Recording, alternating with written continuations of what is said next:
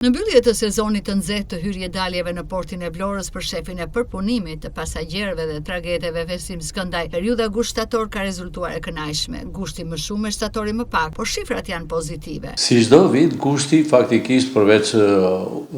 prenotimeve që kanë bashkëdhetarët tanë, janë normal një numër i madh të turistëve që kanë prenotuar pushimet në qarkun e Vlorës ose në pjesën e jugore, po themi të rivjerës Vlorës. Si vjet kemi pasur pak vështirësi, mos të themi sepse dihet që porti i Vlorës po transformohet në një marinë dhe duke qenë se vazhdohet punimi për transformimin e portit të Vlorës për ta ndërruar destinacionin, por njëkohësisht vazhdohet dhe për punimi i tragedeve dhe i pasagjerëve. Kështu që si vjet jemi në shifra të kënaqshme, po themi për periudhën, gjatë muajit gusht si vjet kanë hyrë në portin e Vlorës rreth 35.000 pasagjerë dhe kanë dalë rreth 39.000 pasagjerë. Po kështu janë edhe mjetet, gjatë muajit gusht kanë hyrë rreth 8.223 mjete si total dhe është po kjo shifër që ka ndalë plus minus sepse varet nga ditët caktuara. Për pyetjen tuaj, ditët më të ngarkuara gjithmonë në hyrje, pasagjerët janë 10 ditë që i parë dhe zakonisht për shumë data 8, 9 dhe 10 ka mbi 4.000 pasagjerë që ka qenë fundjava, ndërsa në dalje kjo shifër të 4.000 apo 5.000 pasagjerë arrihet në datat pas datës 20, data 21, 22 deri 24 në varësi dhe të po themi kush qëllon në fundjavë, se gjithmonë fundjavat si në hyrje si në dalje janë ato që janë më të ngarkuara. Po themi në datën 8-9 kanë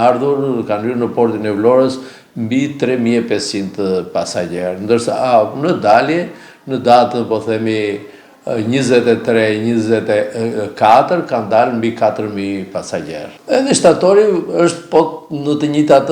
shifra, si i thonë, për arsye që deri tani në shtator, për shembull po të shikojmë, kanë hyrë rreth 3.500 pasagjerë deri ditën e sotme, se s'është mbyllur dhe për të dalë kanë dalë rreth 6.000 pasagjerë, ndërsa si mjete kanë hyrë rreth 1.000 mjete dhe kanë dalë rreth 1.700 mjete, se kuptohet porti i Vlorës tani është bërë zakon, ata që janë